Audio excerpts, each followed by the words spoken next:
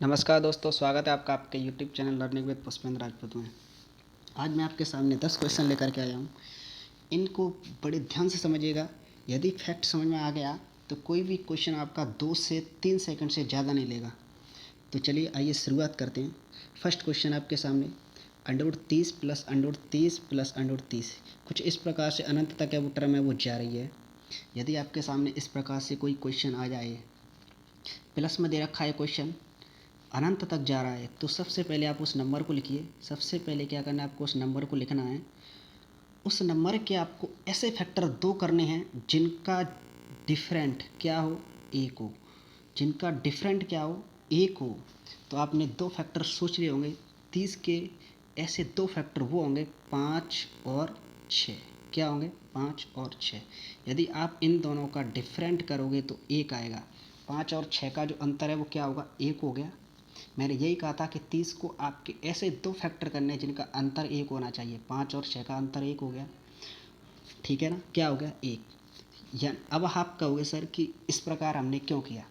इससे क्या होगा, देखिए आपको इस प्रकार 2 फैक्टर सोचने से क्या होगा, यदि नंबर प्लस में है, किस में है, प्लस में। ध्यान से सुनिएगा, यदि नंबर प्लस में चल रहा है तो आंसर बड़ा वाला होगा। क्या होगा, आंसर बड़ा वाला होगा।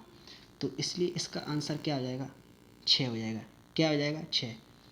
चलो अगला क्वेश्चन देखते हैं, समझने की कोशिश करिएगा। क्वेश्चन नंबर 2 आपके सामने वही क्वेश्चन है, केवल मैंने चिन्ह बदला है। पहले प्लस था, इस बार क्या है, माइनस है। वही करना है, कुछ भी अलग नहीं है, वही करना है। नंबर को लिखिए, इसके 2 ऐसे फैक्टर कीजिए जिनका डिफरेंट है वो क्या हो, 1 हो। 5 और 6 वही फैक्टर हैं। 5 और 6 का डिफरेंट 1 है। अब की बार माइनस है, माइनस है तो नीचे जाएंगे, तो 6 से छोटा क्या है, 5। छोटा वाला लेंगे तो अब की बार आंसर क्या हो जाएगा, 5 हो जाएगा। समझे, प्लस होगा तो बड़ा वाला फैक्टर आंसर होगा, और माइनस होगा तो छोटा वाला फैक्टर है वो आंसर हो जाएगा। चलिए नेक्स्ट आगे बढ़ते हैं। ध्यान से समझने की कोशिश करिएगा। यदि समझ में आ गया तो कोई भी क्वेश्चन 2 सेकंड से ज़्यादा नहीं लेगा। नेक्स्ट क्वेश्चन आपके सामने, √72 प्लस 72 रूट में जा रहा है, 72 72 रूट में जा रहा है अनंत तक। ध्यान रखना, अनंत तक टर्म होनी चाहिए। तो इसका आंसर अब आपने सोच लिया होगा। यदि समझ में आ गया तो सोच लिया होगा कि 72 के जो फैक्टर है वो क्या होंगे, 8 और 9। प्लस में है तो बड़ा आंसर यानी कि आंसर नंबर बी हो जाएगा। चलिए आगे बढ़ते हैं। क्वेश्चन नंबर 4 है आपके सामने, √72 कोई भी नंबर ले सकते हो। मैंने आपको समझाने के लिए वही नंबर लिया हुआ है, कोई भी नंबर ले सकते हो। तो 72 के, सॉरी, 1 मिनट, 72 के फैक्टर क्या होंगे, 8 और 9। माइनस दे रखा है तो छोटा वाला आंसर हटाइए, क्या हो गया, बी। नेक्स्ट आगे बढ़ते हैं। क्वेश्चन नंबर 5 आपके सामने,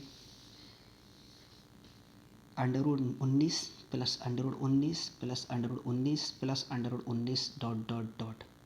अब की बार क्या है, अब आप कहोगे सर 19 के ऐसे 2 फैक्टर कोई बनी ही नहीं रहे जिनका अंतर 1 हो, जिनका डिफरेंट क्या हो, 1। सोच लीजिए 19 वैसे भी एक प्राइम नंबर है तो इसके फैक्टर होंगे ही नहीं। फैक्टर क्या होंगे, 1 गुणा 19 क्या होंगे, 1 गुणा 19। तो इन दोनों का जो अंतर है वो क्या हो जाएगा, 18 हो जाएगा। लेकिन हमको अंतर 1 चाहिए। तो सर इसके लिए क्या करना है, जिनके फैक्टर ना हो पाएँ तो उनके लिए क्या करना है। इसका भी सिंपल कॉन्सेप्ट है, ध्यान से समझना। प्लस में नंबर दे रखा है तो ऊपर बढ़िए, 19 से ऊपर बढ़िए। नंबर अगला क्या होगा, 20। क्या होगा, 20। सर 20 के फैक्टर होते हैं 5 और 4, दोनों का अंतर 1 है। क्या है, 1 है। प्रोसेस वही है, प्लस दे रखा है, आगे बढ़िएगा। 20 के फैक्टर हो रहे हैं 5 और 4, अंतर 1 है, प्रोसेस लागू। इससे क्या होगा सर, इससे होगा ये सर कि जो फैक्टर आगे वाले के होंगे वही आंसर होगा 4 एवं 5 के बीच, या 5 एवं 4 के बीच। चलिए आगे बढ़ते हैं। क्वेश्चन नंबर 6 देख लीजिएगा। मैंने उसी का दूसरा क्वेश्चन ले रखा है इसलिए आपकी समझ में आ जाए। क्वेश्चन नंबर 6 आपके सामने किस प्रकार से क्वेश्चन है कि √14 माइनस √14 माइनस में चल रहा है, डॉट डॉट डॉट करके अनंत तक है। इसकी वैल्यू आपको बतानी है। तो किस प्रकार से ये क्वेश्चन होगा, देखिए वही प्रोसेस, 14 के फैक्टर 2 इस प्रकार से हो नहीं पाएंगे कि जिनके अंतर 1 हो जाए। तो कोई बात नहीं, अब की बार सर माइनस है, ध्यान रखिएगा, माइनस है तो नीचे जाना है। कहाँ पर जाना है? नीचे। चलिए 14 से नीचे चलिए 13। सर 13 का कोई फैक्टर नहीं होता, 13 वैसे भी एक प्राइम नंबर है। चलो और नीचे चलते हैं, 12। अगला क्या होगा? 12। आपने सोच लिया कि सर 12 के फैक्टर तो 3 और 4 होते हैं, 3 और 4 होते हैं। तो हो गया काम, 3 और 4, 3 एवं 4 के बीच का जो आंसर है वो हो जाएगा। आप कहोगे सर कि इस प्रकार का कैसे ऑप्शन आएगा? इस प्रकार का क्वेश्चन आया तो ऑप्शन भी ऐसा ही आएगा, ध्यान रखिएगा। चलिए आगे बढ़ते हैं। क्वेश्चन नंबर 7 है आपके सामने। क्वेश्चन नंबर 7 अब की बार में मैंने आपको 2 कॉन्सेप्ट समझाए। पहला कॉन्सेप्ट तो ये था कि कोई भी नंबर प्लस में दे रखा है जिसके फैक्टर बन रहे हैं तो प्लस है तो बड़ा वाले फैक्टर आंसर होगा, यदि माइनस है तो छोटा वाला फैक्टर आंसर होगा। सेकंड कॉन्सेप्ट ये था कि जिसके फैक्टर नहीं बन पा रहे तो कोई बात नहीं, यदि नंबर प्लस में दे रखा है तो आगे बढ़ेंगे। जैसे ही हमको नेक्स्ट नंबर मिल जाएगा, ऐसा नहीं कि सीधा आप डायरेक्ट पड़ जाए कोई भी नंबर छोड़ करके, ऐसे नहीं, क्रम से चलना है, एक सीक्वेंस से चलना है। आपको सीक्वेंस से चलना है। प्लस दे रखा है तो सर आगे बढ़िएगा, माइनस दे रखा है तो नीचे आ जाइएगा। जो फैक्टर होंगे उन दोनों के बीच का आंसर आपको ऑप्शन में मिल जाएगा। बात करते हैं इस तीसरे कॉन्सेप्ट की। किसकी करते हैं? तीसरे कॉन्सेप्ट की। तो क्वेश्चन नंबर 7 ध्यान से समझिएगा, ये तीसरा कॉन्सेप्ट है ये भी। अब दे रखा है कि √5 अब की बार ये गुणा में है। किस में है? गुणा में।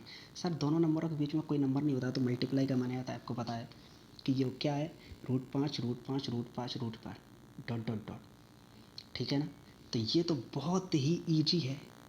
यदि गुणा में इस प्रकार से दे रखा हो, टर्म अनंत तक जा रही हो तो सीधा सीधा उठा के रख दो, आंसर वही होगा। चलो नेक्स्ट आगे बढ़ते हैं। Question number 8, √47 dot dot dot. तो आगे बढ़िएगा, आपने देख लिया होगा, देखते ही मारना है। आंसर क्या हो जाएगा? 47। यदि गुणा में हो, अनंत तक टर्म जा रही हो, आंसर सीधा उठा के रख दो। Question number 9। Sir question number 9 किस प्रकार से है? √5 गुणा में है, लेकिन सर ये टर्म है अनंत में नहीं जा रही, तो अनंत में नहीं जा रही। तो ध्यान से देखिएगा, यदि ये अनंत तक जाती तो क्या हो जाता? 5 आंसर हो जाता। यदि अनंत तक नहीं जा रही तो वैसे भी आपने इसका एक फॉर्मूला है वो पढ़ा होगा। किस प्रकार से फॉर्मूला वो होता है?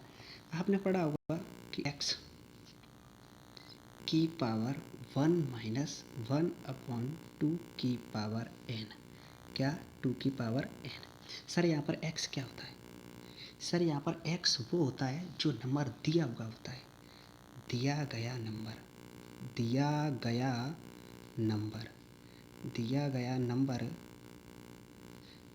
नंबर क्या है आपके सामने? 5। क्या है? 5 आपको सभी ऑप्शन में दिख रहा है, ये रहा, दिख रहा है ना। तो सर बात अब पावर की होगी। किसकी होगी? पावर की होगी। फॉर्मूला मैंने आपको क्या बताया? x की पावर 1-1/2 की पावर n। सर यहाँ पर n होता है नंबर ऑफ टर्म्स। n क्या होता है? नंबर ऑफ टर्म्स क्या होता है? Number of terms. मैंने शॉर्ट में लिख दिया, आप हिम्मत करना, सर ने स्पेलिंग में वो रॉन्ग लिख दिया, शॉर्ट में लिख दिया। नंबर ऑफ टर्म्स यानी कि टर्म्स की संख्या कितनी दे रखी है, तो आप काउंट कर लीजिएगा। 1 2 3 4 5 कितनी दे रखी है? 5 कितनी दे रखी है? 5। तो आप इसकी वैल्यू निकाल लीजिएगा, वैल्यू निकाल लो। एक बार आपके सामने लिख देता हूँ, 1-1/2 की पावर n। तो इसकी वैल्यू निकाल लिएगा 5। 1-1/2 की पावर n। सर 2 की power n, number of terms कितनी है? 5 स्टेप दे रखे, 1 2 3 4 5 स्टेप दे रखे। तो सर आप इसको सॉल्व कर लीजिएगा। तो 2 की पावर 5 कितना होता है? सर 2 की पावर 5 कितना होता है? 32। कितना होता है?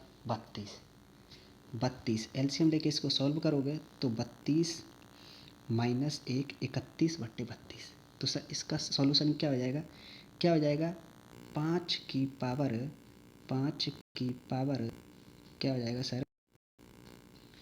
तो सर इसका क्या हो जाएगा? 2 दे रखा था आपके सामने, क्या दे रखा था? 2 दे रखा था, ठीक है ना? सॉरी, क्वेश्चन नंबर 9 था। हाँ, क्वेश्चन नंबर 9 था। क्वेश्चन नंबर 9 आपके सामने वही था। तो सर क्या करना है? 5 की पावर 31 बट्टे में 32, क्या हो जाएगा? 5 की पावर 31 बट्टे में 32। नेक्स्ट क्वेश्चन लेते हैं आपके सामने, क्वेश्चन नंबर 10 है। क्वेश्चन नंबर 10 है, वही है, अब की बार √2 है। तो सर वही x की पावर 1 माइनस 1/2 की पावर n। तो वैसे आप इसको डायरेक्ट रख सकते हो। तो x की जगह पर 2 दे रखा है, क्या दे रखा है? 2। 1 माइनस 1/2 की पावर n, इसको सॉल्व करोगे तो अब की बार 2 की पावर 6 2 की पावर 6 हो जाएगा। तो सर 2 की पावर 6 का मतलब क्या होता है? 64। कितना होता है 2 की पावर 6 का मतलब? 64, ठीक है ना? कितना होता है 2 की पावर 6 का मतलब? 64। तो 64 माइनस 1, तो अब की बार क्या हो जाएगा? 63/64, 63/64। तो ऑप्शन नंबर सी है वो आपका आंसर है, वो हो जाएगा, ठीक है ना? क्या हो जाएगा? सी। तो वीडियो कैसी लगी? वीडियो को लाइक, शेयर और सब्सक्राइब अवश्य करें। धन्यवाद।